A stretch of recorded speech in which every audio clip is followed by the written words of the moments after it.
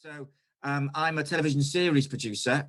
I make programs for the BBC, ITV, Channel 4, 5, Discovery Channel, Animal Planet, National Geographic, Netflix recently, even Horse and Country TV, which was a miserable and very, very muddy week. What I've done, especially for you guys, is edit together a 1-minute video to try and encapsulate my career in a minute. So here we go. Hi, my name is Julian Dismore. I'm a TV series producer and media skills trainer. I've been in telly over 30 years. I'm going to try and sum it up in less than a minute. Wish me luck. Here's some pictures of my shoots. I've been lucky enough to go all around the world. South Africa, India. There's the king cobra that bit me, very close to death. That's my blood pressure monitor. I've got high blood pressure. TV is very stressful. That's a commentary script. That's an edit suite. I did my last program. I went out on Channel 5. There's my pal Lorraine Kelly. There's a bin, not relevant. There's a frog laundry basket. That helped save my life. I'll tell you the story over a pint at some point. Those are my cameras. That's my Z1, an obsolete Cami, love it though. That's my 305. And that's my book, TV and Insider's Guide, a must read for anyone who wants to work in television. There's some awards, and that's my Playgirl appearance. I was young, I was hungry, and I needed the money. The end. Okay, so you get a sense there of the variety of life experience. Thank you, Estrella. I love seeing a smiley face this early in the talk. You get a sense there the variety of life experiences you can have in television or indeed any media industry if you're lucky. And to prove it and to get you guys warmed up, we're going to play a truth and lie game. I'm going to give you 5 statements about my career. 4 of the statements are true and 1 is a lie. You need to work out which is the lie. Number 1, I fell 30 feet off the volcano Krakatoa in the middle of the night. I fell 30 feet off the volcano Krakatoa in the middle of the night. If you think that's the lie, write down number 1. Number 2, I filmed undercover posing as a paedophile in sex bars in the Philippines. I filmed undercover posing as a paedophile in sex bars in the Philippines. If you think that's a lie, write down number 2. If you think it's true, please don't think, well, I'm not surprised. He looks a bit like a paedophile, because that would upset me, and we're very, very early on in our relationship. Number 3, I flew into a war zone to film a cricket tournament and was put under hotel arrest. I flew into a war zone to film a cricket tournament and was put under hotel arrest. Number 4, I've been bitten by a king cobra in a snake charming village in India. I've been bitten by a king cobra in a snake charming village in India. And number 5, there's a warrant out for my arrest in the US state of Montana.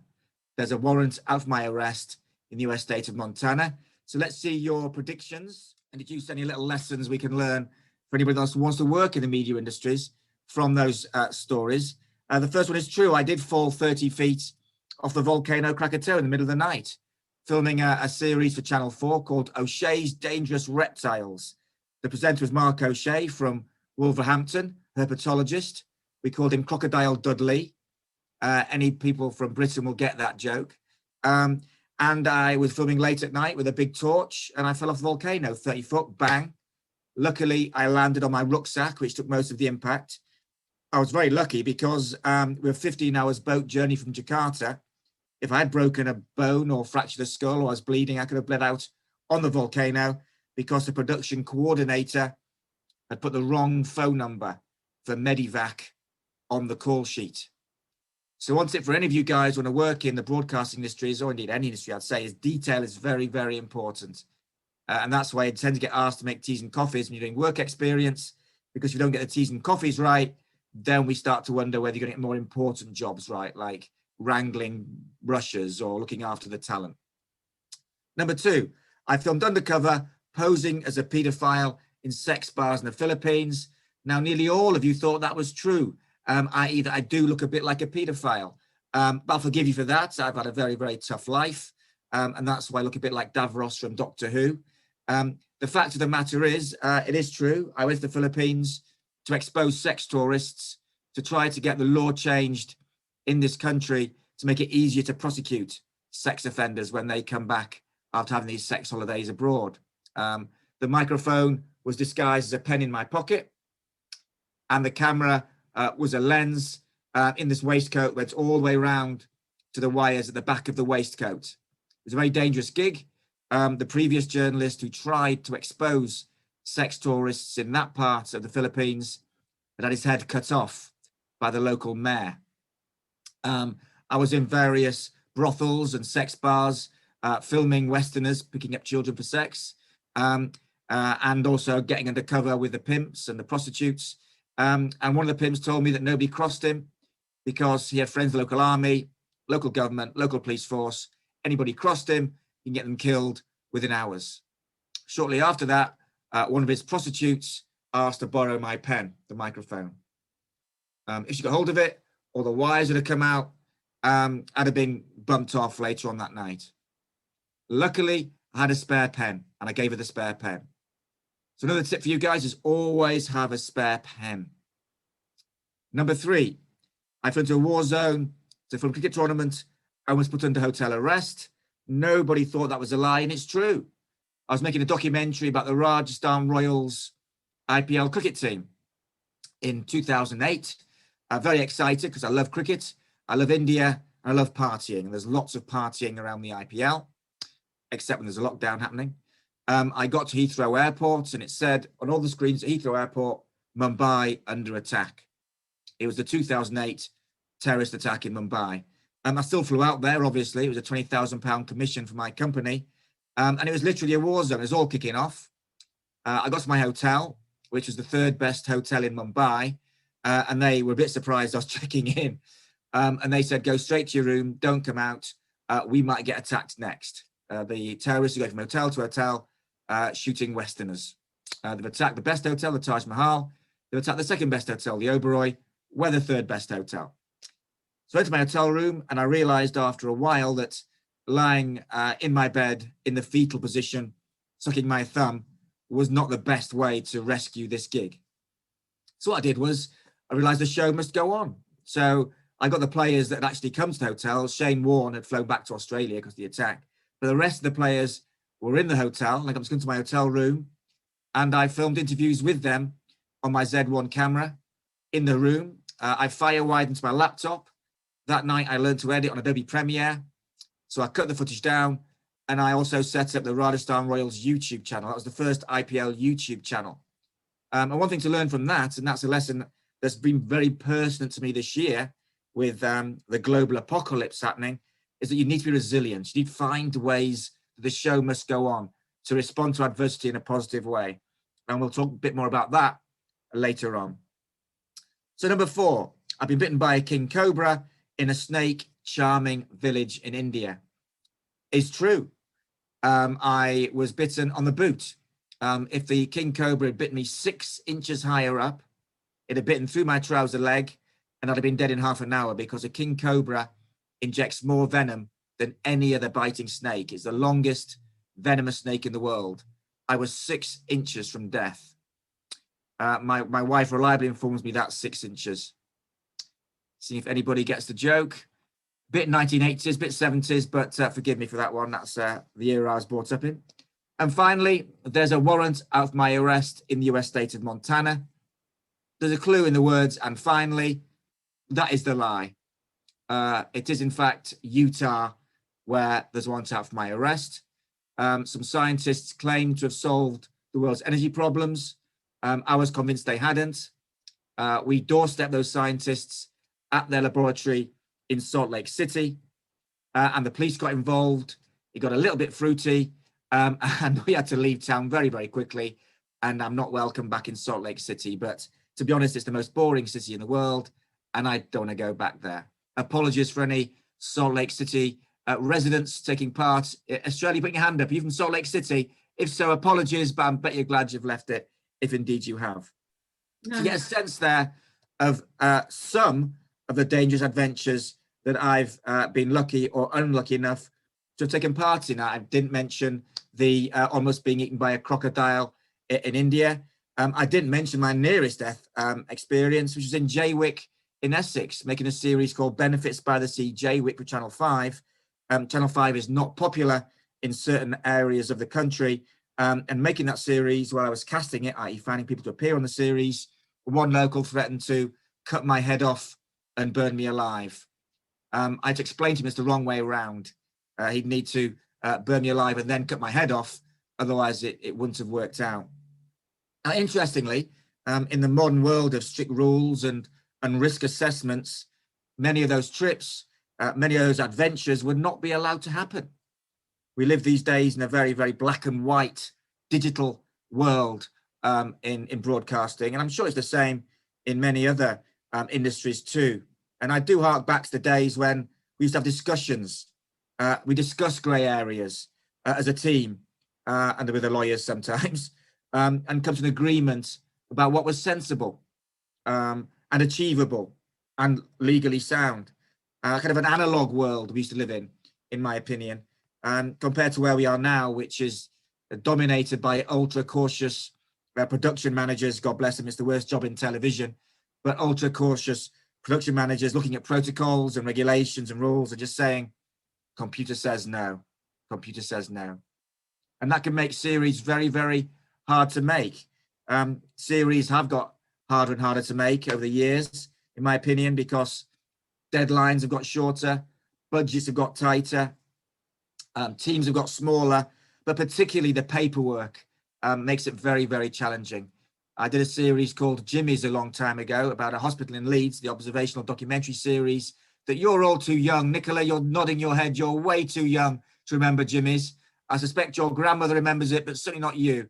And it was a hospital series in Leeds, and we didn't get one release form signed in 7 series, 150 programs.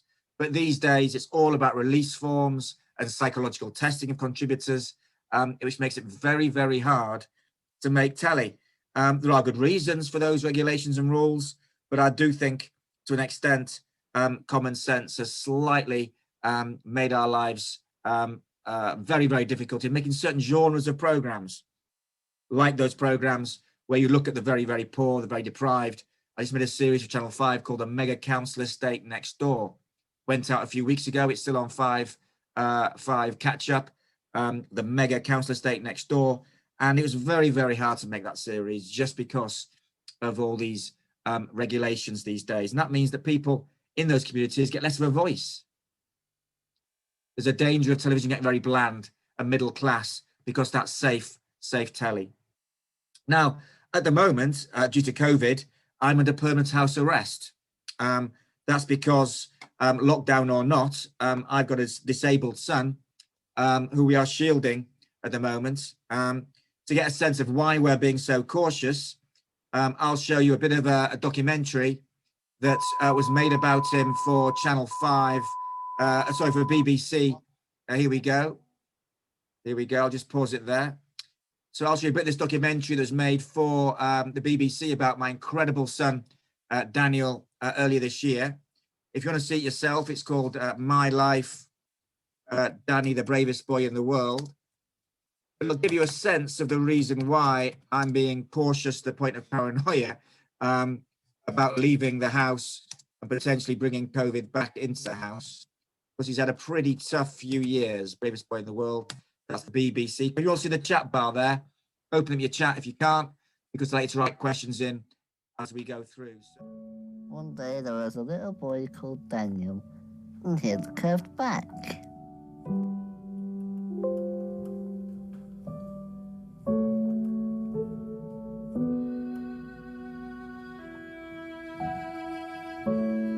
I was paralysed from neck down. I was thinking to myself, this is strange. I want to move my leg, but I can't move my leg. And I want to move my hands, but I can't move my hands. It was spooky. Very, very frightening. I didn't want my mummy and dad to worry about me, but there they were, worries. But then I thought, hang on, toe, move. Move, toe.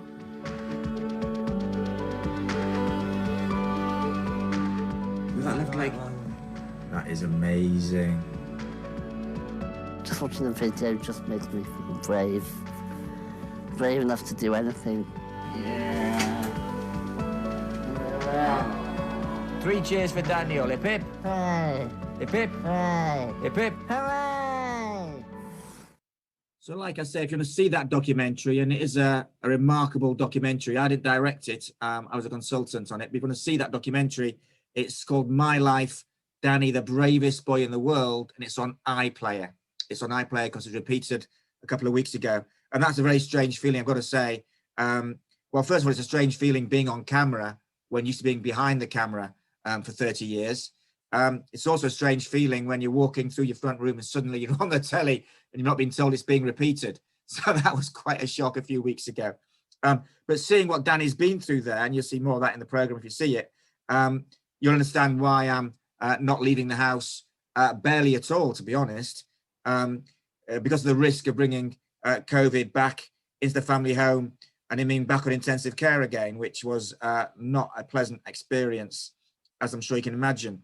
But that left me with a dilemma in March, April, May, particularly. March and April was fine. I've got an edit suite here.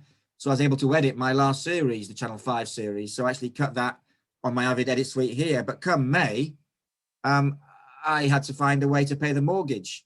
Now, luckily, for the last 20 years, I've had a portfolio career. So as well as making television programs, I do training. So I've been training students in media skills and how to get into television and the creative industries.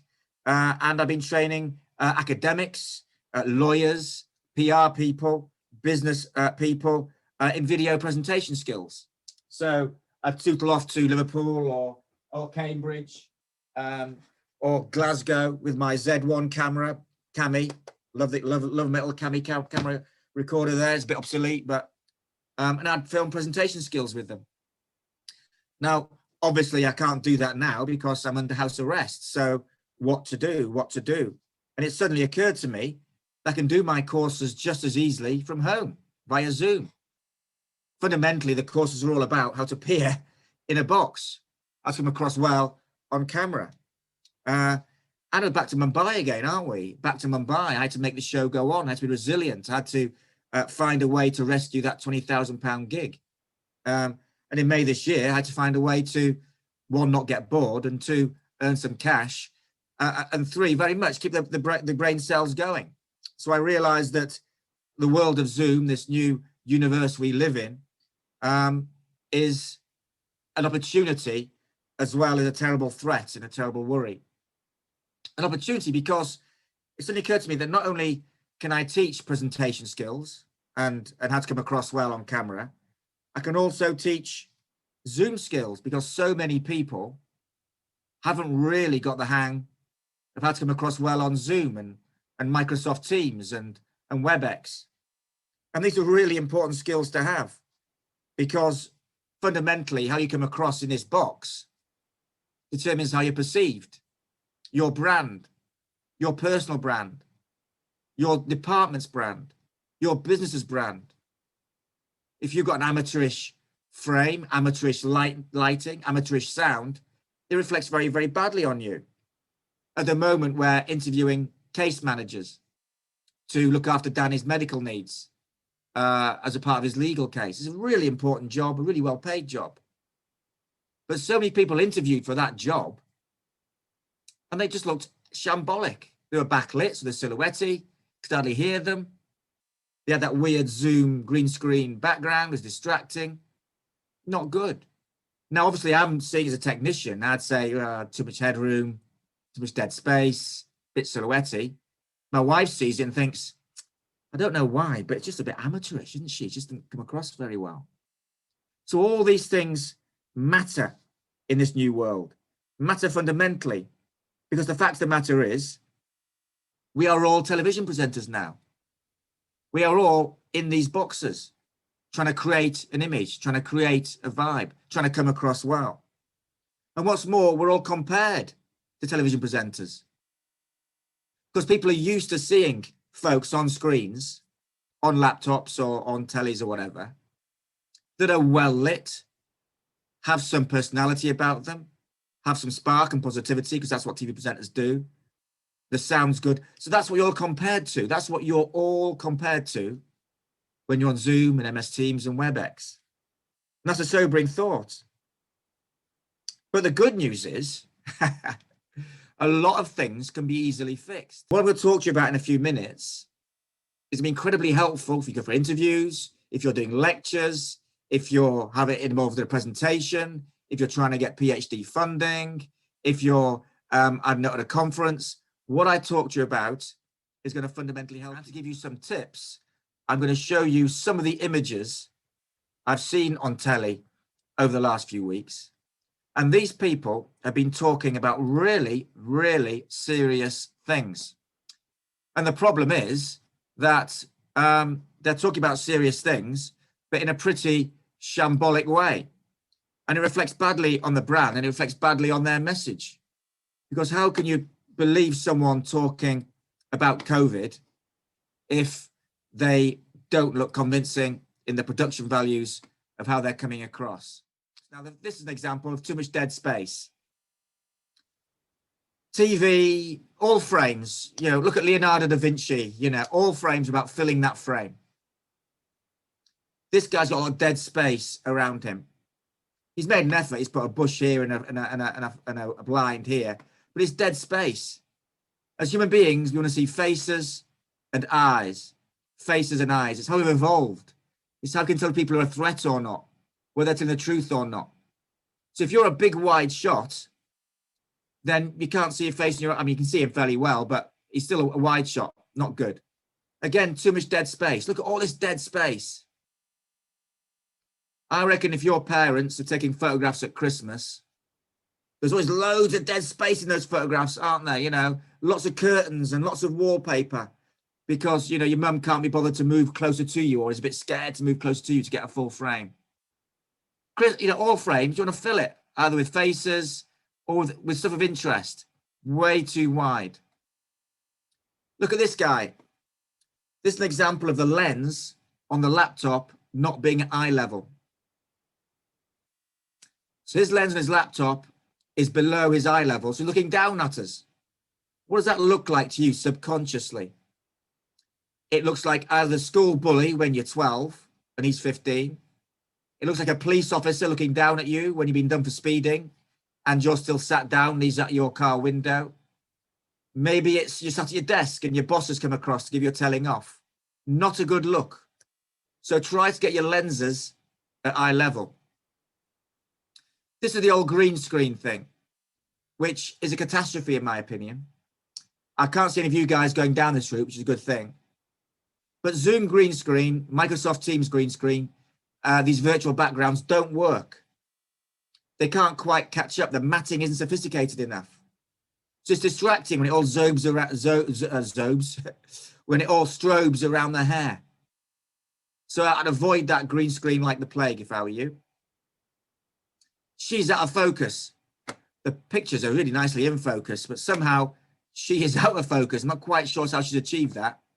So really, she should probably back off a little bit, find focus, then come forward. But she must have seen that on a monitor. And remember, all these people are talking about COVID or lockdown, really important stuff. How can you take him seriously when you've got a dog grin at your head? All these things are distractions and not a good look. Now, this guy is called Chris Bryant, a very nice man. I've met him, Labour MP. He was talking about the first lockdown. How can you have a credible argument if you've got so much headroom, dead space, and clearly your chair has shrunk down? These things matter. How you look in your frame matters.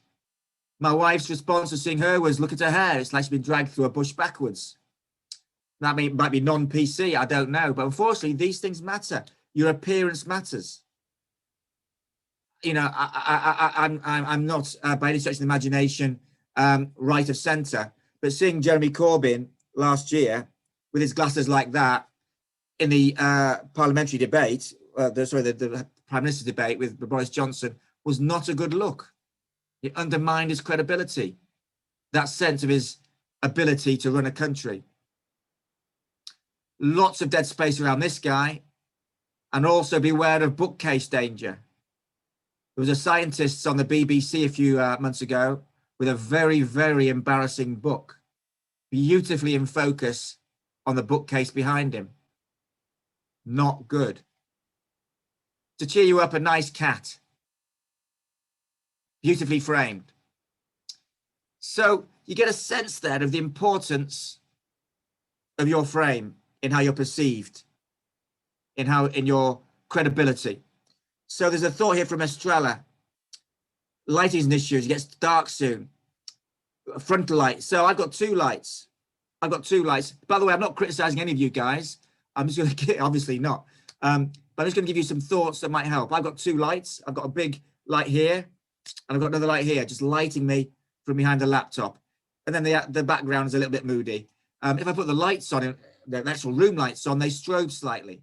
Not a great look. So that's just some very, very rapid thoughts for you guys on my career, on why I'm doing now what I'm doing now. I'm thoroughly enjoying it. I've got to say my work-life balance is way better now than it has been for decades, to be honest. You know, I live in Norwich. So for the last 10 years, I've been getting up on a Monday morning, driving or flying to Belfast, Glasgow, Aberdeen, Southampton, London. I'm lucky. But I come back Friday nights, exhausted. So being at home has been brilliant for me, thoroughly enjoying it. And I love training. I love teaching people. I'm passionate about it. And I'm passionate about helping people. So in terms of pure enjoyment, the last 6 months have been great. Obviously, it's a shame that we're in the middle of a global apocalypse, and you know that's not a good thing. But hopefully, there's light in the tunnel. And then my big decision next year will be: do I go back to show business, or do I carry on doing this, or do I do a mixture of the both? And I suspect I'll do a mixture of the both, but more training than I have been doing in the past because I enjoy it so much, and it's better for my family.